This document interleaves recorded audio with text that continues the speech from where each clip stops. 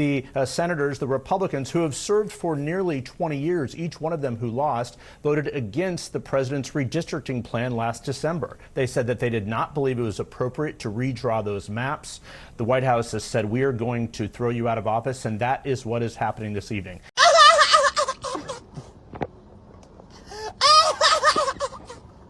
So tonight was primary election night in the state of Indiana, and to make a long story short, MAGA quite overwhelmingly won the so-called Republican Civil War. It was a complete landslide, a complete destruction against the RINOS. We truly know who is in charge of the party, and still number one, still your champion to this very day. That is, of course, Donald Trump and his political movement. And ladies and gentlemen, it was not even close. And what are we talking about? Well, it's important to point out that going into this primary election, there was something of a Republican Civil War going on, because you may recall a couple of months back when we covered the whole Indiana redistricting debacle. This was the situation where Trump and Vance wanted Indiana to follow in the footsteps of Texas and draw a much more Republican favorable map. Basically, they played way too nice to the Democrats, and it was looking like that was going to be successful until at the very last minute, we had a huge RINO rebellion take place in the supermajority state Senate, where suddenly the Republicans decided they got cold feet. We're not going to do it. We're going to stand up to Trump. We're going to basically have this big RINO-led No Kings protest in the middle of the state legislature. And in the end, redistricting was not successful because it was struck down by Republican politicians. Now, you may remember, if you watched our content back then, that a lot of these state senators were giving the most ridiculous and stupid excuses ever. As one example, we had some of those Republicans claiming, well, we're the Hoosiers, and Hoosiers don't like being told what to do by anyone else. We don't take orders from Washington. We're super independent. Another RINO state senator tried to say, well, I was gonna support redistricting, but I got a bunch of phone calls in my office from my constituents basically saying they didn't want me to do it. And I looked at that and said, how dumb could you possibly be? You're probably a state senator who doesn't get regular calls on a normal basis, and then a bunch of No Kings organized Democrat activists got together and said, hey, let's spam the phone lines and say don't redistrict, and your stupid, gullible, you-know-what fell for that. Well, ladies and gentlemen, after hearing all of this crap talking from the RINOs, from Mike Pence, former governor of Indiana, as you may remember all these characters about how the Republican base is really still with us or something like that, tonight was proving time. Tonight was time to actually put up or shut up, and as it turns out, no,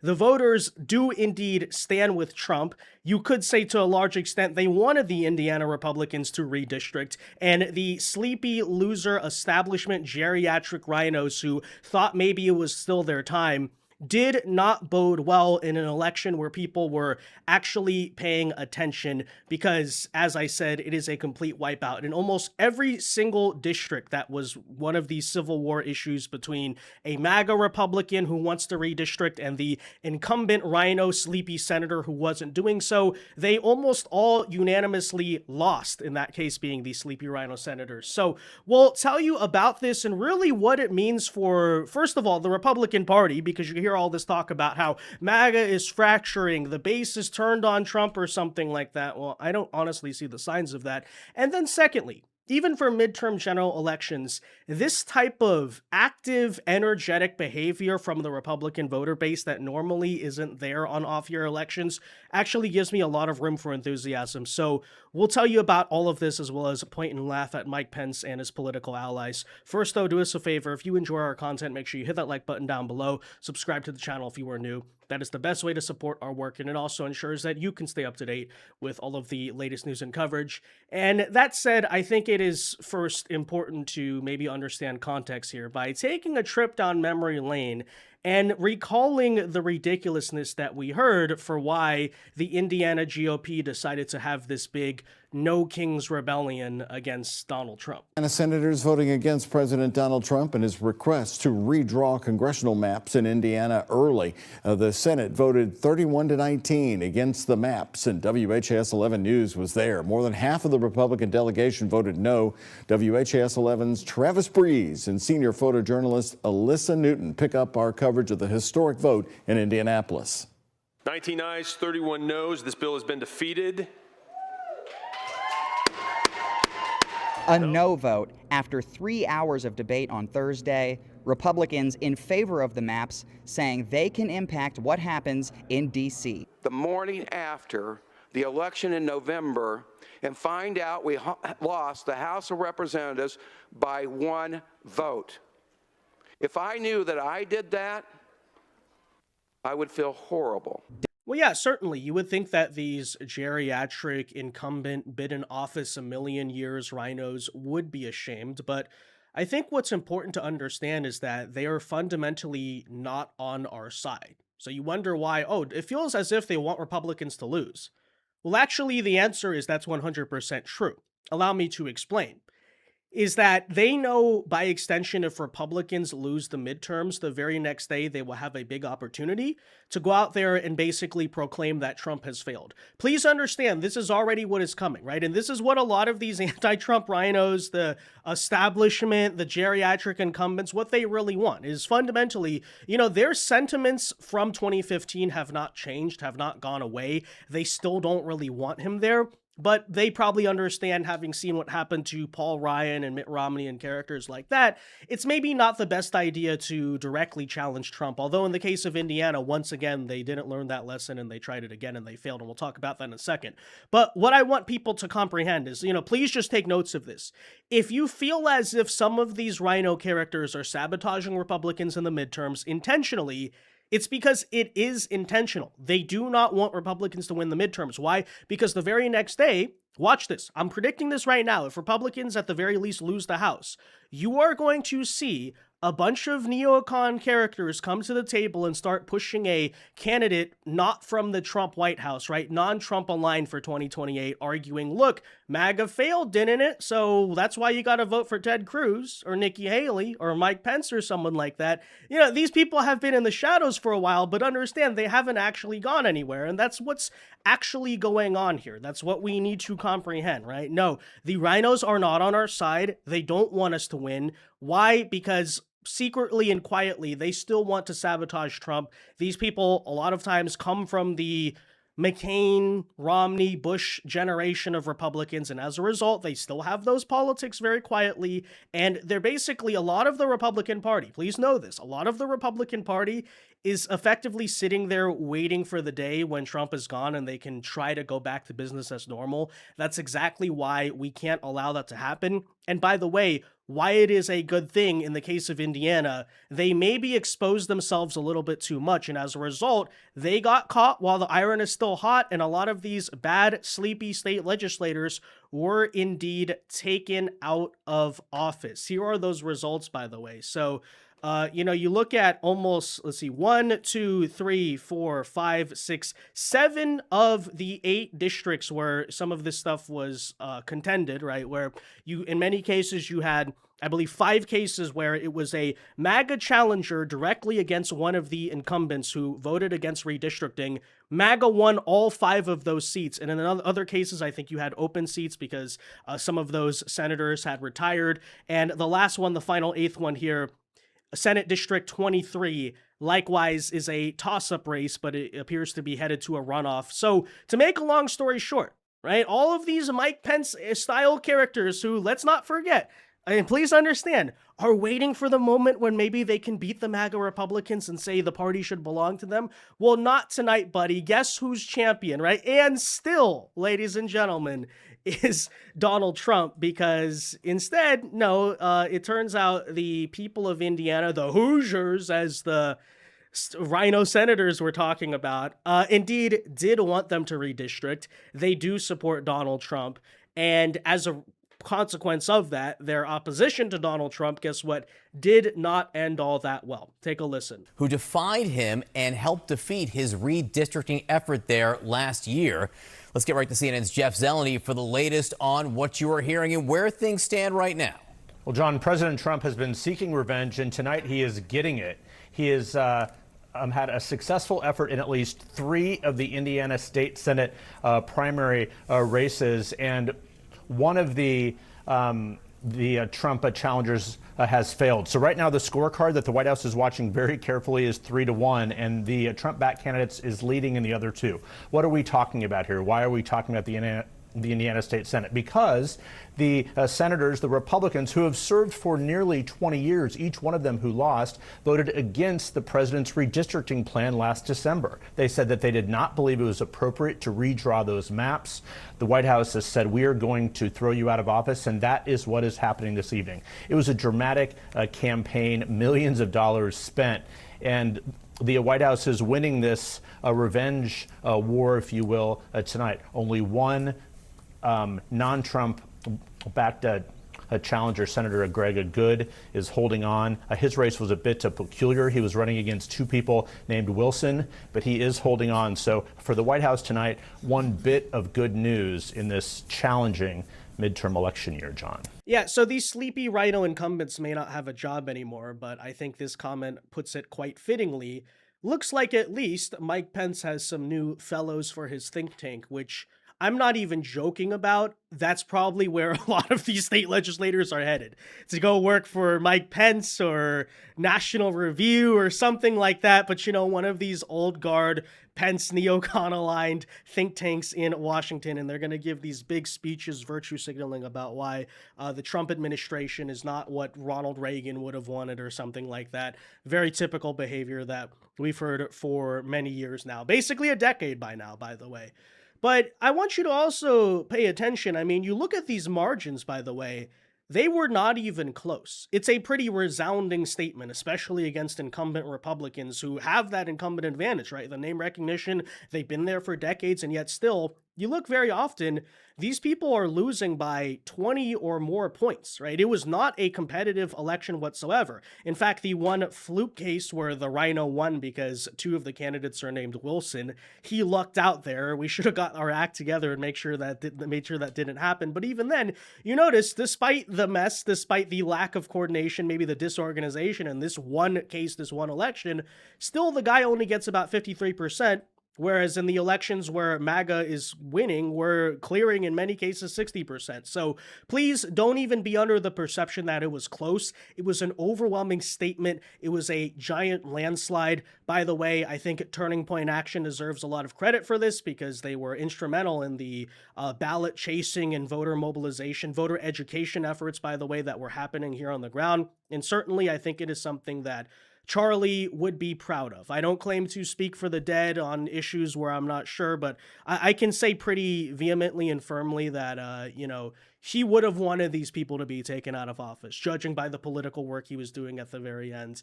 And, well, that's what you're now seeing. And by the way, I think he would want you to vote in the midterms, too. I know there's a lot of people right now who are trying to hijack Charlie's legacy and claim that actually we should use that to boycott the midterms because of heckin' Israel or, vote for Democrats or some stupid garbage. But, let's not forget, despite the left saying that Charlie was just a podcaster, he was a lot more than that. He was one of the right wing's most important political organizers. And Turning Point Action is a reason why, right? It's a reason why, first of all, Trump won in 2024 because of the ballot chasing that they were doing on the ground. That's important. Turnout is important. But, fundamentally, Charlie Kirk actually did want Republicans to win elections. So that's something we ought to remember. Anyways, sidetrack there, kind of besides the point, but just wanted to bring that up. Okay, big picture here. I have to say as well, this actually gives me some optimism for the midterms. I know a lot of people right now are writing off the whole thing saying, oh, well, the Democrats are going to steamroll us or something. And I can understand those arguments. I mean, we'll see what happens as it gets closer. But what I do notice, and a sign for optimism that I have, is actually this increased voter education and voter involvement from the Republican side that I've suddenly seen in the past couple of months. Because let's not forget that very often the trend as to why Republicans underperformed in 2022, lost a lot of special elections before finally defeating Kamala Harris and Joe Biden in 2024, is because simply of low voter education and low turnout. By the way, a big reason why some of these incumbent geriatric RINOs stayed in office as long as they did and perhaps thought to themselves they were not going to be able to, they were going to be able to defeat MAGA in this situation, is because of the fact that historically that's how it went, right? You know, the same Republican who's been there for 20 years, and even if you sat down the average voter on the issues and explained they're actually this huge anti-Trump rhino, that's not really the case because, again, the voters aren't super involved. They don't know that stuff. They just vote anyway. It typically is the case that the Republican base is a lower propensity voter base than Democrats, and that's how you get this type of stuff where these people stay in office way too long. However, what I suddenly have started to notice in 2026 is a lot of that is starting to change, right? You look at, for example, down in Texas, in those primaries that just took place. Worth noting, John Cornyn headed to a runoff. I would argue about 6 years ago, he probably just clears 50% and just ends up, being the automatic Senate nominee. Dan Crenshaw, maybe this was a political shocker, the guy outright lost. His political career is over. He lost to a more MAGA Republican. Same thing with Tony Gonzalez running against Brandon Herrera.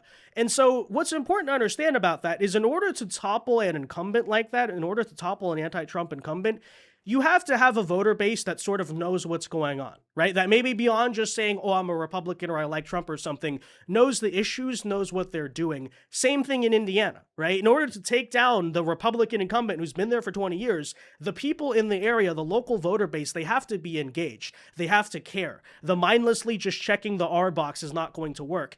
But now you're seeing that. Why does that give me optimism for the midterms? Because it seems to show maybe our voters are a little more awake than they've been in some cases in the past in these types of off-year elections, right? Because again, in order to, say, replace Dan Crenshaw, replace these Indiana state senators, you have to have an electorate that actually cares, is motivated to vote, informed on the issues, is not going to come to November and completely think, oh, wait a minute, I forgot there was an election happening. That's going on. I had no idea. The fact that our voters seem to be more engaged, and I don't know what it is. I don't know if it's just learning the lessons of the past. I don't know if it's because of turning point action and them being that important or something, but this overall trend where it seems like our voters actually do care, very big, very important, because it's worth noting, Republicans have lost a lot of these past elections due to turnout. And I'm not even trying to insult the voter base or something. I'm just pointing out facts. Usually it comes down to turnout. It literally just is the fact that Republican voters don't show up and they don't care, and the Democrats think about them. They're obsessed with politics. No kings, no kings. They're there every freaking weekend. Of course, those people are going to be voting at very high rates. If now we can match that, and there is this new voter engagement on the right wing that didn't exist before, suddenly I feel a lot better about the midterms. Because again, let's repeat, the midterms really are going to be about turnout. Every midterm election really is about turnout. If our voters are doing a better job suddenly, and not just turning out, but turning out with an educated perspective, right? Knowing who they're voting for and why, and, really caring about that stuff on a deep level, which by definition is what? A higher propensity voter rather than a low propensity voter. All of these things are very strong signs for optimism. And by the way, I'm very glad those very newly high propensity voters are with us and not with the RINOS, right? Not with the anti-Trump losers.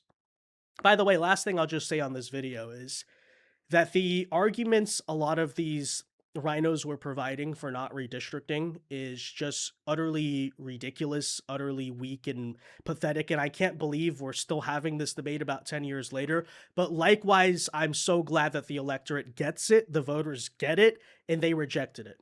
Because if you listen to them, it sounded like, again, these like National Review articles from 2014 or something, where the RINOs are saying, oh, well, we didn't redistrict because of our quote unquote principles. How many times have you heard of this slogan, right? The principled conservatism. And in reality, when they use that as a cudgel just to ultimately break down and explain why they don't support Trump. And really, I'm a Reagan conservative. How many times have you heard this type of stuff?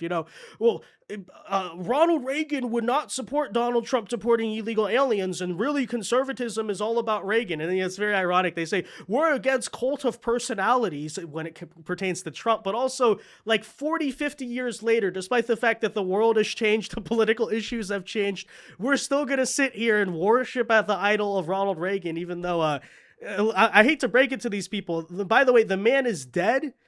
It's kind of hard to say how he would feel about political issues of today, even then. But, you want to butcher his legacy, fine. But, they use that, of course, to justify, really, in reality, conservatives being weak, conservatives losing to the left. That's what principled conservatism is all about. That's where the term principled losers comes from. And it's the same thing with this redistricting, right? Sure, we might freaking lose the elections to the Democrats because we refuse to redistrict, but after all, gerrymandering is wrong, and we should play fair even if the other side is not playing fair, because at least at the end of the day, we might be totally destroyed. We may have lost our country. They may have quite literally killed us, but we retained our principles in the end. And again, I thought we kind of settled this debate a long time ago. I thought that maybe watching them try to throw Trump in jail, try to kill Trump multiple times, assassinating Charlie Kirk, all of this stuff would maybe have awoken the entire right wing to why it's actually important to win. Like, winning is matter. Winning is an issue of life or death. And we stopped maybe having this debate even in itself. But let me just go out and say to these people, okay, it's just as a prime moment so that we can understand it, that there is no principle you have if one of those principles is not winning. Like, the virtue, the goal of politics ought to be winning. That is actually the most important thing. Why? Because you can have principles. You can have a vision for the country and what you want that to look like. But all of that, ultimately, at the end of the day, is just words. It is useless unless you take political power and use that political power to actually affect that change. Because if not, what are you? You're just some contrarian critic. You're actually like completely useless to society. You're the type of people who will sit there and say, oh, leftists are being hypocritical. And why are they being hypocritical? It's actually fundamentally language of weakness that you're using against them, because basically what you're complaining about is you have no power. They have all the power. They're using that political power against you. And then, because you have nothing else to say, you're going to say, well, according to your own principles, according to your own moral framework, this is why that's inconsistent. It's like you're saying that because you're losing. You understand like where that position is coming from and why, we don't typically usually use that type of rhetoric. We're more like, yeah, the left is actually just evil. They're not hypocritical. It's not that they don't understand their own ideas. Actually, they do understand their ideas, but that's the whole point. They're playing to win. They want to beat us. They want to take political power and wield that over us. The only way we can prevent that. And by the way, it's important, yes, that we do prevent that, because maybe it should be clear to everyone by now, if it wasn't before, how dangerous it is if we give the left power. Literally, it's an issue of life or death. Ask Charlie Kirk. We've established all of that, right? But yes, indeed, you put this all together. That is why it is important to beat them. That is why having your so-called principles is not going to save you from the gulag. It's not going to save you from the firing squad. This is all metaphorical conversation, of course. Again, totally not literal. This is all so, to still sit here and have to listen to that type of stuff when I thought we settled this debate. I thought the people just got it. I haven't heard of this principled conservatism thing in many years. It was ridiculous. It was frustrating, but I'm at the very least glad to see, the voters get it. Like, the voters understand. Yeah. We don't want to lose. We know the cost of losing, and there's no virtue in sitting here and lecturing people about principles when fundamentally our principles are useless and we're just losers, right? We want to be Donald Trump conservatives, not Mike Pence conservatives. We don't want to just give speeches on a college campus about why a Trump is bad to an audience of 5 people and in the meantime have no ability to affect anything. No, actually, like we care about this country, want to save this country. That's why the good guys have to win. If the good guys don't win, nothing else matters. Please understand that, okay? And that needs to be conservative mentality. If you didn't get it before, everything that happened in the past year or so, I sincerely hope you get it now. I've been on this train for probably about 5 to 6 years at this point, but I hopefully, and a lot of people have too. I'm not claiming to be exceptional there, but for the holdouts there who are still clinging to this quote-unquote principled conservative, whatever that even means, by the way, you notice they don't have any principles besides losing to the left. Please get rid of that, okay? We're playing to win. We need to play to win. That's the entire point. And guess what? Quite hilariously, ironically in the end, it's the conservatives who wanted to play to win who actually won, who actually beat the conservatives who didn't want to play to win. Funny how that works. Well, there you go. I guess we're just more ruthless. I guess we're just better at it, We have the eye of the tiger. You don't. That's why we won against you, and why, by the way, we'll win against the left, or at least we have a better chance of doing that than the Mike Pence right wing. Anyways, that said though, guys, there you have it. Big news, great news, big developments. Let me know your thoughts on it in the comment section down below. Be sure to leave a like on this video, subscribe to the channel if you are new, and until next time, God bless and peace. Oh, and by the way, last note on that little rant, because this just came to mind.